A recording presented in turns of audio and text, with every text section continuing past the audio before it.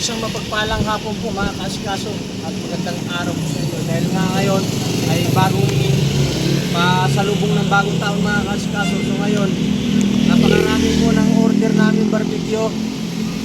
So ito,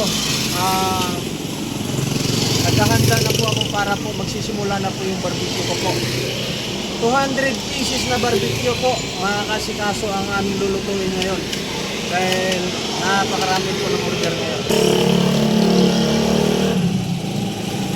Kunin natin. Ayan, naka-ready na po yung ating electric pan. So ang ating barbecue mga kasikaso nandun pa po sa loob. Kukunin pa natin. Right.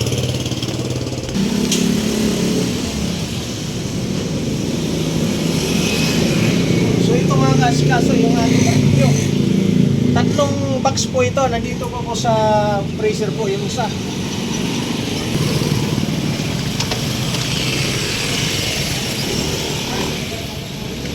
Tatlong box po ito mga kasikaso. Puno ng barbecue. Halika.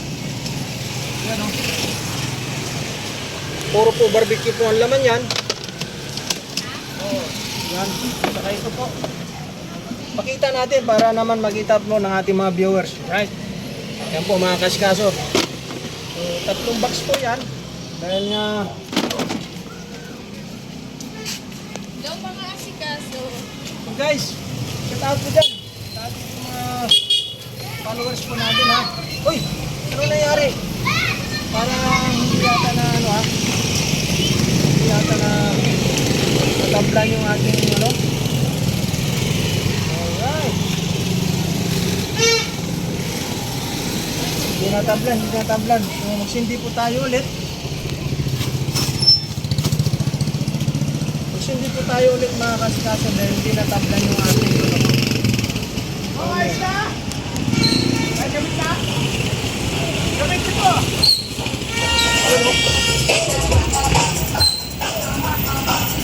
Ito, dumaan yung ano, pasayaw ako mga kasikaso.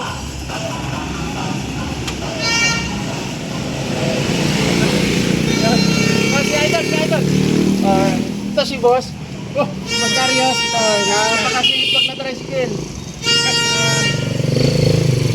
Dami ko. Oo.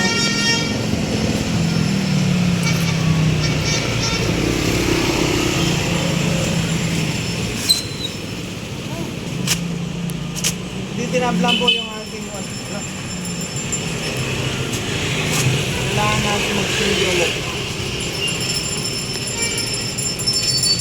Nakakakay na tayo ito. Uwi na. Tama na, pahinga naman. Ay, sige na. Okay na lang. So ito guys yung ating pangatlong box. Ayan o.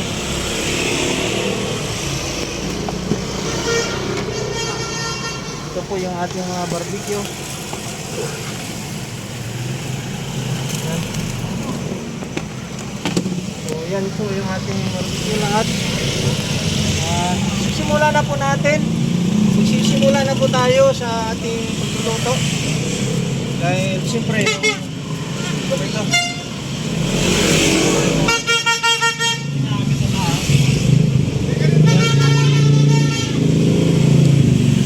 Kailangan natin gumamit ng glass para po sa protection po sa ating mata. Dahil napakaraming usok po ng ating mga sasagupan. Kailangan din natin ng face mask. Alright. So, simulan na po natin.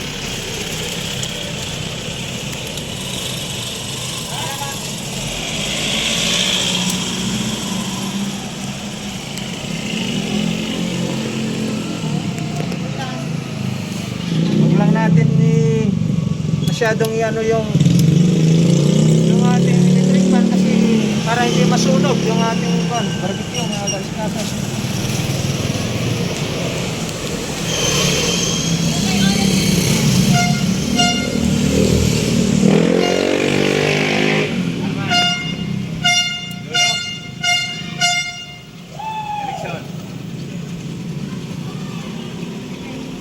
Ay, so kailangan natin punuin ito, ano?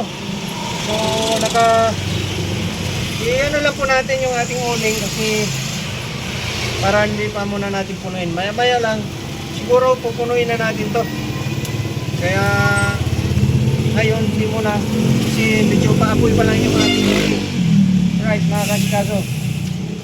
So ito, kailangan lang po natin na bantayan, ikot-ikotin kasi nga para hindi masunog po ang ating barbecue. Kailangan na sakto ang luto. Kasi siyempre sa daming customer na order, baka siyempre hindi na tayo babalikan nun kung hindi maganda yung ating serbisyo, mga kasikaso. Kaya kailangan na maganda ang serbisyo po natin sa ating mga customer mo, mga kasikaso. No? So ito nga, salamat nga pala ako sa mga customer ko po na titiwala po sa aming barbecue. Sobrang sarap naman din kasi, mga kasikaso, kaya binabalikan din nila. Sa hindi pa po nakatikim ng barbecue po ng Julie's Barbecue, so ito po, gawa po namin yan. Pagkasarap, mga kasikaso. Tikman mo para masaksihan mo gaano kasarap at ano po yung malasahan mo po, mga kasikaso, yung barbecue natin. Right.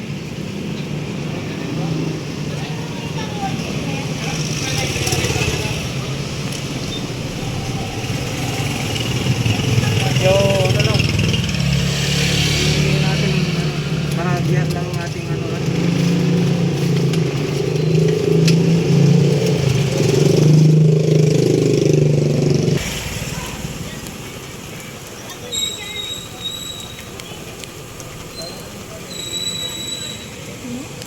Mayroon po tayong kahit na mga kahiram po natin siya para hindi siya dry, no?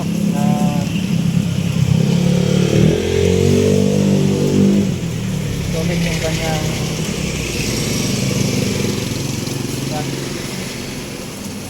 laksa, mga kasinato.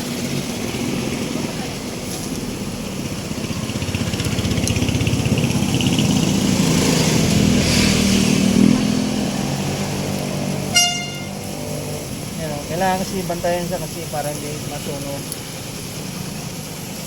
Kailangan ikutin siya agad.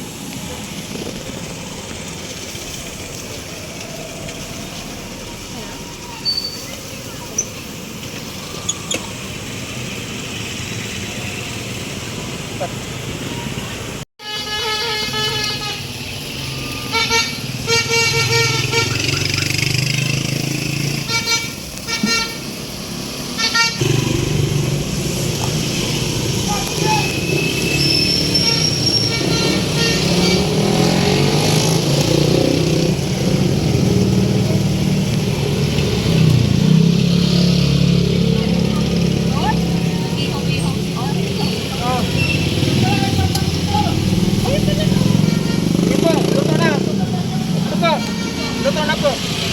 Magkano po? Atid ko muna tayo. 25 po, ma'am. Sige, baby. Nak, ano mo na?